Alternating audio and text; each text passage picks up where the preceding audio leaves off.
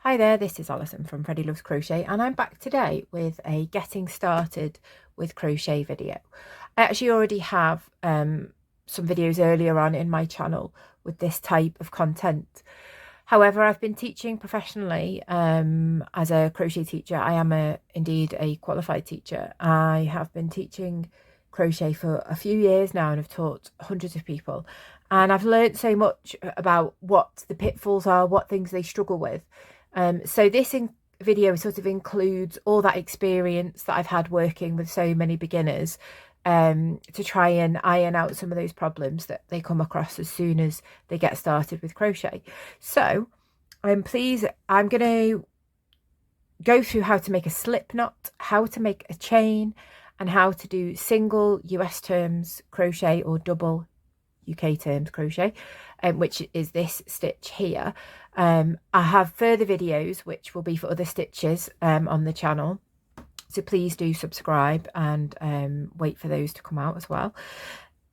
And then please do use the chapters below if you don't need certain parts of it. So I'll also do about turning as well, so when you need to turn and how you turn and where you put your hook. At the very end as well, you can also learn how to count your stitches. So there's lots in there in this video that you can use. Use the chapters below to skip to the part that you particularly need to know. And like I say, give me a like or a comment and a subscribe, and please enjoy. Grab your yarn and your hooks and get crocheting. We're going to get going with making a slip knot first, which is the loop that you put onto your hook to get going with. I'm using Aran weight yarn today, which is a worsted weight number 4 yarn and a 6mm hook. Whichever yarn or hook you choose, you've got to sort of make sure they match to get going. Sometimes a bigger one can be useful, so a bigger hook, just so that your stitches aren't too small, but you'll figure that out as you go along with regards to your tension and things like that.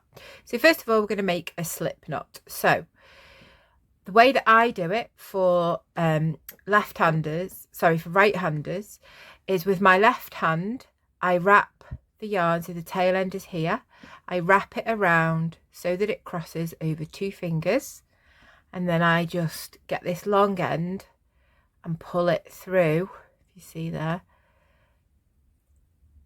and then it creates this knot that will end up being quite big, but because it's a slip knot, you can slip it till it's the right size.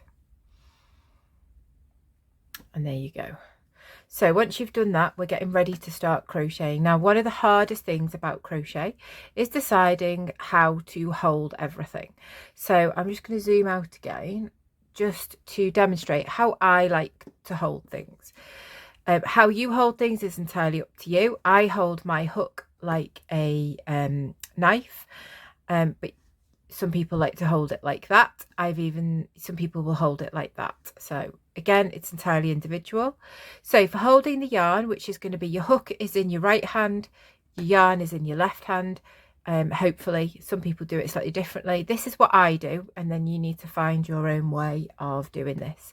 So I open up my hand, palm facing towards me. The yarn goes in there around the bottom of my little finger, up around my ring finger, around the back of my middle finger, and then over the top of my index finger. So it's coming over the top, round in that position there. What goes on down here is generally quite different for different people. So you can maybe, if you're a complete beginner, you can get going like this, and then you'll adjust as you go along and you find what's comfortable for you. I then like to hold the tail end, and then that eventually becomes what the actual work, the crochet that I'm doing that's coming off my hook. I hold that with my middle finger and my thumb, and that helps to anchor it down. If you don't anchor, you'll find it impossible to crochet, but which fingers and how you anchor again will be personal to you.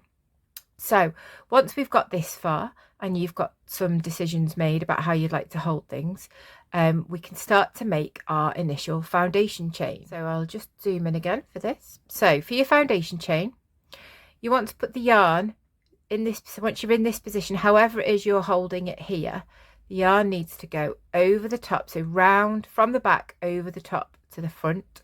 Then you're going to use your hook, and this is where your right hand comes into play, to just pull it through that loop. Remembering all the time, instead of leaving your work here in that narrow part of the hook, you take it all the way down to the widest part to give you enough room to work your stitches through the loops. So, and again, yarning over the top and then pulling that down and through for a chain. We'll do that a few more times. Yarning over the top, down and through.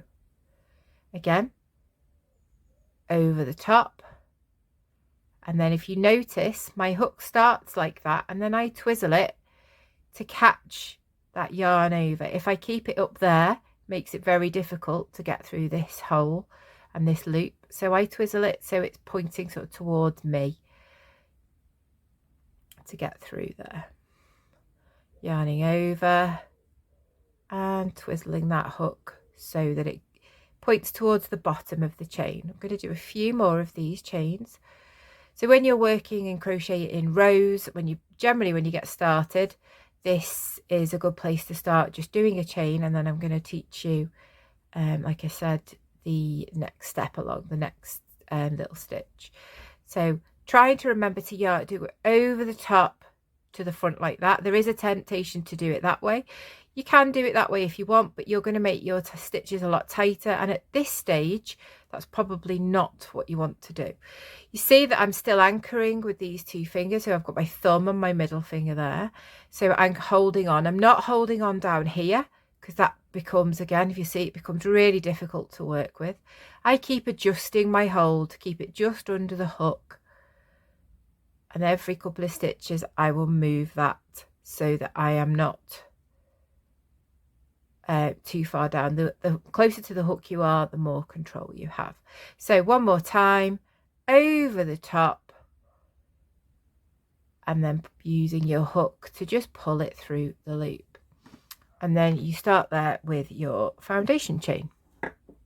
Now going to go on to work back along the chain with the first stitch that we're going to do, which in the US terms is called a single crochet, and in UK terms is called a double crochet. It is the shortest stitch generally that you'll use, and if you want to go on and make things like amigurumi and toys, this stitch is used a lot. So I'm going to start with this one. You'll see other videos of mine which will show you the following stitches from this, but for this video this is the last stitch that I'm going to teach you. So we've done our chain. So I have got 11 chains here, I've counted them, and when we get going now, we're gonna, if you sort of, instead of the chain dangling down, if you hold it out horizontally, you're going to work along it from the right all the way along to the left, and you're going to put a stitch into each one of these chains. You're going to ignore that very first chain that's just underneath your hook. Mine's got a little bit small while I've been talking, and you never count the loop that's on your hook when you're counting chains anyway, so that doesn't count. So that's chain number 1 there, and we're not going to work in that one because it'll start to unravel if we do. So we're going to start by inserting our hook there. So you'll see that these chains are like kind of like a horizontal V, and we're going to put the hook just underneath that there. Once we've put our hook in, we're going to do that yarn over technique again, where it's coming from the back over the top to the front and pulling it through. So you've got now 2 loops on your hook. You're going to then yarn over again, so yarning over from the back to the front. You'll see my hook twizzle there as well, and then this time I'm going to pull it through both loops, and that is our first single US term, double UK term crochet stitch. I'm going to go to my next one now. Now it can be quite tricky when you're getting going to find your next stitch. This one has got a big hole, and if you look at it, you can see that that one has been worked into. You've got a stitch coming out the top of it there. So it's not that. We're not going to put our hook back to there. It feels like it's quite far away, but your hook is actually going to go in this one here. Hook in, put the yarn over from the back to the front, catch it in your hook yarn over and pull through, so you've got 2 loops, and then 1 more yarn over and pull that through the 2. And again, I'm going to go along in each one. So this one's big, so I've worked in it. This is the next one. Hook in, yarn over, pull that through, so you've got 2 loops, yarn over and pull through 2. Now I started with 11 chains, but I didn't crochet into that very first one here. That means that because I missed one of the 11, I will end up hopefully with 10 stitches by the end. So again, hook in, yarn over, pull it just out of that chain, so you've got 2 loops, yarn over and pull it through the 2. Onto the next one, remembering that that's big, so it's been worked into. There's the next one. Hook in, yarn over, pull through, yarn over and pull through 2. Now when you first get going, sometimes your chain can be quite tricky, especially if your tension is quite tight at first. That does improve over time with practice, but if that is the case and some of your stitches are a bit smaller, you can't get in, persevere. You can always do the chain in a bigger hook size and then go down to a slightly smaller hook size for the stitches, and it'll help you get your hook in if you're using a smaller one. They can also be a little bit uneven, and don't worry too much about that at this stage. Again, that will even out. So again, hook in, yarn over, pull through, so you've got your 2 loops, yarn over and pull through 2. So I'm going to leave you to finish off the rest of your stitches. I've got 5 left to do, and once you get to the end, so pause it here. Once you're at the end of your row, we'll check that you're at the end, and then I'll show you what to do next. I'm at the end of my row now, and I know I'm at the end because I've crocheted in the very last chain that is right by that original knot that I started with that slip knot. So if you're not right by it and you've still got a little bit of chain left, then you're not quite at the end. It's quite hard identifying sort of ends of rows are always a tricky thing when you get started. So we're at the end now, and now we want to work back along our row. So we're going to build a piece of crochet up, so we want to get it taller. So what we're going to do first is, when you get to the end, and it doesn't matter really what stitch you're doing unless your pattern tells you differently, but generally for crochet you're going to do at least 1 chain, which is a turning chain. For this particular stitch that we're doing, it is just 1 usually. So I'm just going to put my yarn over my hook and just pull through to make 1 turning chain. And at this point then I then twizzle the yarn, the crochet, the work that's come off my hook already, and then I'm ready to go from the right along to the left again. Now if you notice that kind of the stitches, if these are the stitches, these V looking loops here, you'll notice that when you're like that, they're facing away from you, and that isn't always helpful for this point. So if you sort of tilt the work towards you slightly, you'll be able to see where it is that I put my hook. So when I put my hook in a stitch, I want to have both loops of that horizontal V on my hook. Once you're there, basically the process is the same as what you were doing before. You're going to yarn over and pull it through, so you've got 2 loops, then you're going to yarn over again and pull it through those 2. So that one's big, so we worked into it, so the next one's here. So I'm going to show you from this perspective this time. So where I'm placing my hook, can you see there's kind of a little hole already sitting there waiting to put my hook in? So that's where I'm going to put my hook, and when you can see that it's got 2 loops on it there, then I'm going to put the yarn over the back, over the top, from the back to the front, and just pull that out, and then yarn over and pull through 2. The next one again, you can see there is a good place to start to put your hook. So there's a natural hole that sits there, and if you can find that, it gets a little bit easier. There's 2 loops on my hook, so now I can yarn over, I can pull that through, so 2 loops and then yarning over again and pulling through the 2. One more time, hook in, yarn over and pull through, yarn over and pull through 2. So what you're going to do is repeat that process for this stitch. Reminder that this stitch is in the US terms is called a single crochet. In UK terms is called a double crochet.